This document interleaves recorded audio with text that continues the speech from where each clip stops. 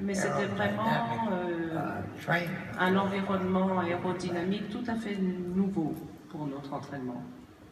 Donc l'équipage est prêt. Nous sommes cette journée du 16 juillet 1969. Et la prochaine image va vous montrer. Les gens sont prêts. Toute la planète entière se prépare à ce jour. Et un homme, un Suisse, il y en avait plusieurs, mais un jeune garçon était là, parmi le public. Mesdames et messieurs, j'appelle sur scène Bertrand Piccard.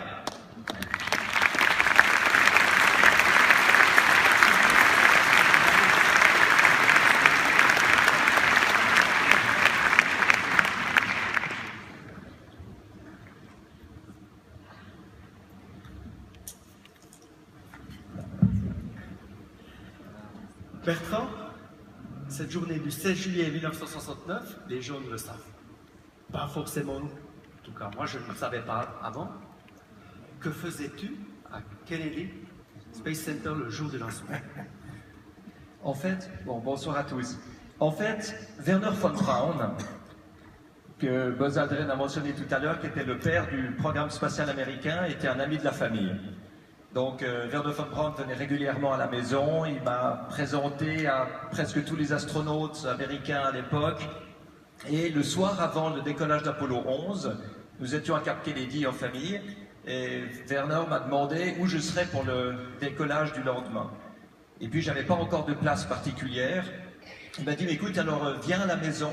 Enfin, viens à l'hôtel, j'ai dormi dans la suite de Wernher von Braun pendant cette nuit-là, pour être plus près sur le pas de tir avec son fils le lendemain. Et ça, c'était quelque chose d'absolument incroyable. C'est l'homme qui allait réaliser le rêve de sa vie et qui s'occupait d'un petit garçon qui n'avait pas de place pour voir le décollage le lendemain matin. Incroyable. Et comment ça s'est passé, ce lancement? Comment tu as vécu comme jeune garçon le lancement d'Apollo 11? Quelles sont les sensations qu'on peut ressentir ce jour-là?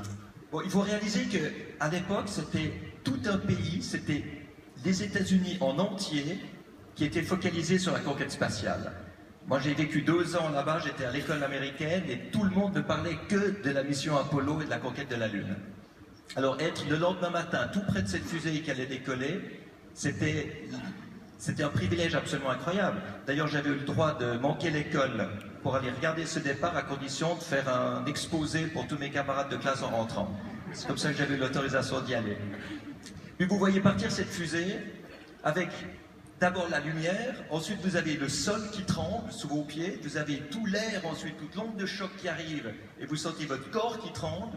Puis vous vous dites, c'est le moment le plus incroyable de l'histoire de l'humanité. Il y a 3 hommes qui partent dans l'espace avec Buzz dans cette fusée.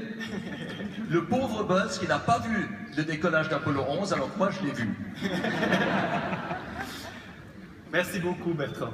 Mais une chose que tu m'avais...